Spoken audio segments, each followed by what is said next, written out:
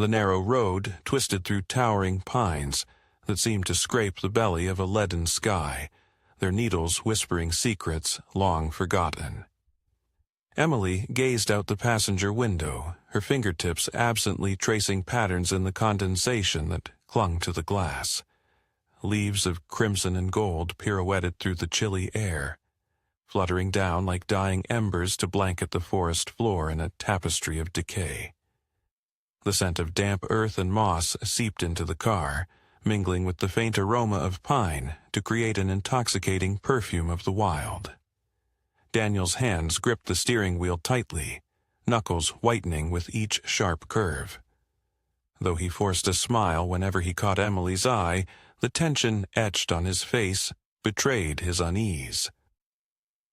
"Almost there," he murmured, his voice strained yet hopeful.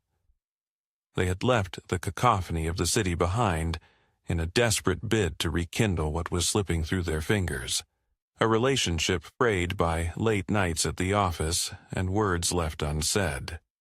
The cabin by Black Lake promised solitude, a chance to breathe and perhaps mend. Yet, as they ventured deeper into the wilderness, an uneasy silence settled between them, the weight of unspoken fears pressing down like the darkening clouds gathering above. The cabin emerged from the mist like a relic from another time, perched at the edge of the lake, whose still waters mirrored the bruised sky. Weathered wood and a sagging porch gave it a forlorn charm, shutters hanging askew like tired eyelids.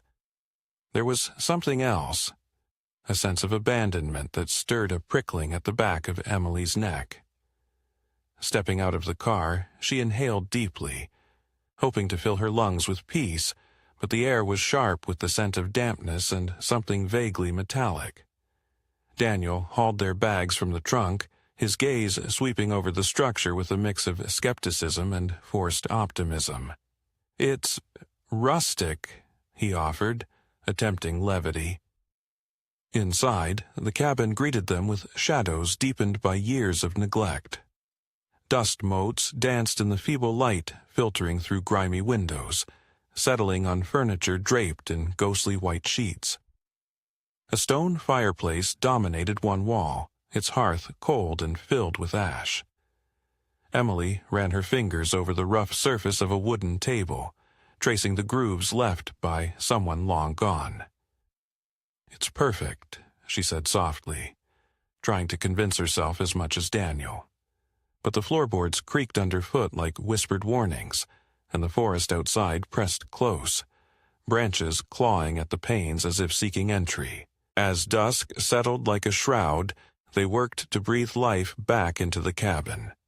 Daniel stoked a fire, the flames casting flickering shadows that danced across the walls, momentarily dispelling the chill. The warmth was welcome, but it did little to ease the unease that clung to them both. Emily unpacked her sketchbook, hoping to capture the raw beauty of their surroundings and perhaps rediscover the spark of creativity that had dimmed within her. But, as she put pencil to paper, her hand moved of its own accord, lines twisting into shapes she didn't recognize. Gnarled trees with grasping limbs, faces half hidden in the bark, eyes that seemed to stare back at her from the page. A sense of dread coiled in her stomach, and she snapped the book shut in frustration.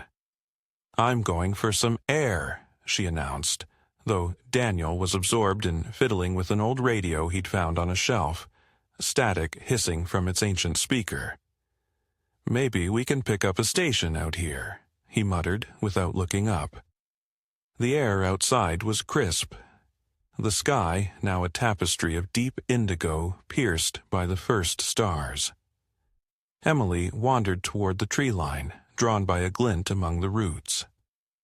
Kneeling, she unearthed a small charm, a circle of woven twigs adorned with feathers and tiny bones. A chill traced her spine as she examined it, the craftsmanship both intricate and unsettling. "Daniel, look at this," she called, turning back toward the cabin. But he was nowhere in sight. Panic fluttered in her chest like a trapped bird. The forest suddenly felt oppressively silent, the usual night sounds muffled as if the world were holding its breath. Emily hurried back inside, the door banging loudly behind her. "Daniel?" Her voice echoed in the empty space, swallowed by the shadows. Then she saw him, standing rigid by the fireplace, eyes fixed on a brittle piece of parchment clutched in his hand. "I found it, tucked behind the bricks," he whispered, his face pale. The note was scrawled in spidery handwriting that crawled across the page like insect legs. "The forest remembers. Do not heed the whispers." A log in the fire popped violently, sending a shower of sparks into the air, and they both flinched. "It's probably some old superstition," Daniel said, attempting a laugh that fell flat. But the tension between them was palpable, a shared fear they couldn't name. They sat by the fire, its warmth now cloying, and tried to distract themselves with small talk that died quickly. That night, sleep was elusive. Emily lay awake, listening to the house settle with groans and sighs, each creak magnified in the darkness. At times, she thought she heard faint voices, a murmuring that ebbed and flowed just beyond the edge of comprehension. She squeezed her eyes shut, pulling the blanket tighter, but the whispers seemed to seep into her very bones. The morning dawned gray and listless, the sun a pale disk struggling to pierce the blanket of clouds. Emily rose with a heaviness that clung to her limbs, an unease that sleep had done nothing to dispel. Stepping outside, she blinked in disbelief. Hanging from the branches, encircling the cabin, were more of the woven charms, dozens of them swaying gently despite the stillness of the air. Each one was unique, yet all carried the same unsettling aura. Twigs twisted into impossible shapes, feathers from birds she couldn't name, tiny bones that gleamed white against the dark wood. "Daniel, come look at this," she called, her voice barely above a whisper. He joined her, his jaw tightening as he took in the sight. "Must be some local art," he suggested half-heartedly, but the fear in his eyes betrayed him. They found strange symbols etched into the wooden beams of the cabin, markings that seemed to pulse with an energy all their own. Outside, footprints, too large and misshapen to be any known animal, circled the cabin, the impressions deep and leading back into the dense forest. "We need to leave," Daniel said firmly. But when they tried to start the car, the engine sputtered and died, refusing to turn over despite their best efforts.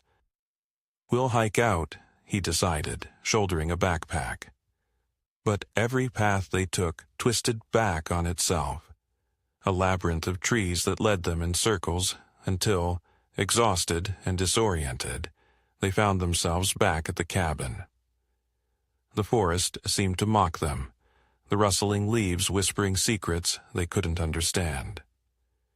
Emily felt a rising sense of despair. "It's like it won't let us go," she whispered, her voice trembling. As twilight bled into night, the whispers intensified, no longer content to linger at the edges of perception. They seemed to seep from the very walls of the cabin, threads of sound that wove together into an eerie melody. Daniel sat by the window, staring unblinkingly into the darkness. "She needs us," he murmured, his voice distant and hollow. "Who needs us?" Emily demanded, dread coiling in her gut. He turned to her, eyes glazed, a strange smile tugging at his lips. "The one who was here before. She's been waiting."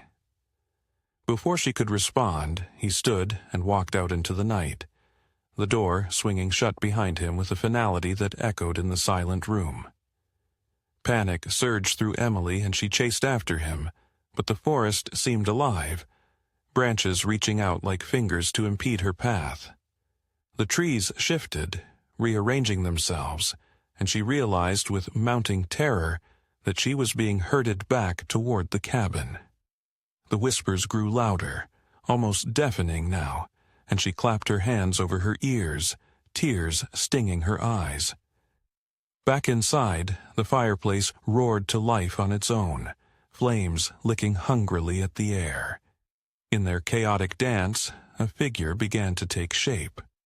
A woman, ethereal and translucent, her eyes hollow yet filled with an aching sorrow.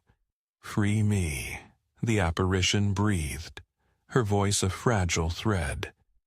"Break the cycle." Emily stood frozen, torn between terror and a strange empathy that stirred within her.